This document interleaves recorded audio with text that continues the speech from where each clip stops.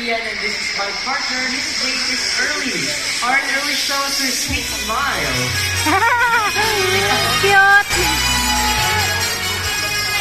Okay, hello everybody. By the way, I'm Officer Jelma, and this is my partner, and her name is Chloe. Okay, Chloe, how about a nice big hello to them? Hi!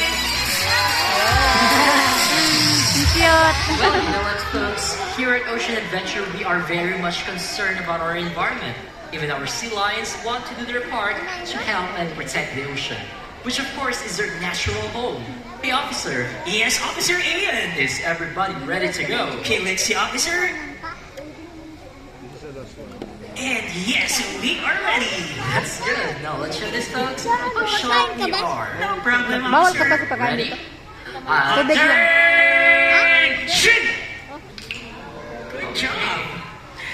Alright, guys, to work in the field, our sealants must be strong and physically fit. It's not a problem for Chloe and Early because both of them are South American sea lions. They're not a seal. But how can you tell? See, first, they have this big and powerful front flippers. But how powerful are they? Well, check this out. Drum roll, please.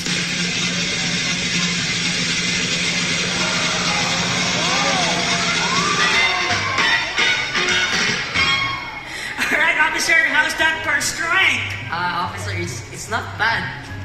Okay, what do you mean not bad? Well, because Early here can do better than that.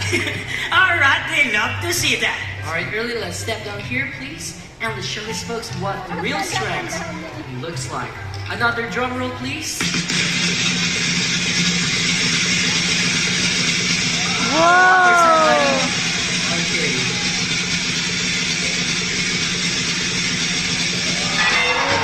See that?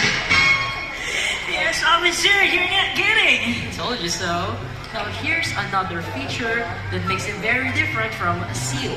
It's their hind flippers that rotate, making moving on land so easy. Now, Chloe and Early, why don't you show them your back flippers? Back flippers. Okay, well, the true seals, on the other hand, are very much different. They have small front flippers, and their back flippers rotate, so on land, they move a little bit funny. Now, folks, you want to see Early and Chloe imitate a seal? Yes? Who says yes? Okay, let's show them a seal, guys. Alright, show them seal. Wow, officer, it's look like a seal, alright? Yes, officer, and this is how seals walk.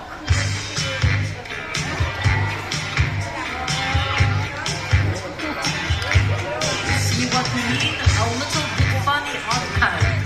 Now, folks, a round of applause for Early and Chloe. Round of applause daw! Round of Alright, applause! thank you so much, Officer Ian and Early. See you in a little while. Alright, hey, so moving on. Chloe would like to demonstrate the very important skill of every Marine patrol must have, and that is their remarkable self-control. So this is what I'm going to do. I'm going to ask Chloe to lie down here on the deck, okay? Just like that. And I'm going to place this gorgeous fish right in front of Chloe's face. So the rule is, she can only eat this fish on the flap of my hands for only one at a time. Okay, let's start. First fish. And stay. Okay, second fish. And space again. Wow. Alright, this time, I want you to pull her. Everybody clap your hands. Okay, louder. See? She is very good at this. Alright, Chloe, you can now have your third fish. Alright, guys, one more fish to go and we are done. Hey, where's the last fish? Hey, folks, did you eat it? Kinain niyo po ba yung huling isda? Alright, hey, Chloe told me honestly, did you eat the last fish? But a lot of people saw you show them what happens to a bad sea lion. All of that was respect. Of course, you're only kidding. We don't hurt ocean adventure. In fact, I'm going to give her another chance. And you know what? It's more difficult because instead on the deck, I will place a juicy fish right on top of the big nose Matanda na where she can siya, see it, kaya she can smell it, but she cannot eat it unless I clap my hands. Alright, say hello, bye. Okay, everybody, clap your hands. See? And that is good job, Chloe. So guys, to maintain a good community relation, we have invited a member of the community to meet early up close and personal. And assisting you is our very own Officer Ian. Officer, whenever you are ready, take it away. Thank you so much, Officer Jello. Alright, everybody. We're here to meet our new friend. Okay, and there she is. Alright. Hello po, ma'am. Ano po name nila?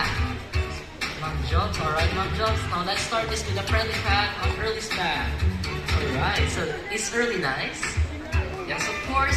Well, since you are Early's new best friend, he would like to give you a very special treat, and that is a big, wet, juicy, fishy kiss. Okay. Ang laki ng Are you excited smile. to kiss? Yes, how about you, Early? Are you excited to kiss our volunteer? Yes, daw po. Alright, all you have to do is move closer over your cheek. Yak daw, And sabi you na will give Elsa. a gentle kiss. Yak daw. Here you go. Wow. Napikit pa eh. How was it? Did you like it? Yes, alright. Let's put it this way. If you're going to rate Early's kiss on a scale of 1 to 10, with 10 being the best kiss you ever had, what would it be? 10. 1 to 10, ma'am. Yak. Hi. Oh no, you know what? Early here is a perfectionist. And to get a perfect score, she's gonna kiss you again, but this time it's going to be on the lips. Ayun. Ano ma'am, ready ka na? Okay, well, Early here is a message for you since he doesn't get a perfect score. What's that, Early? What's that? What's the Early? Bella down. Of course, we're just kidding. But it's alright.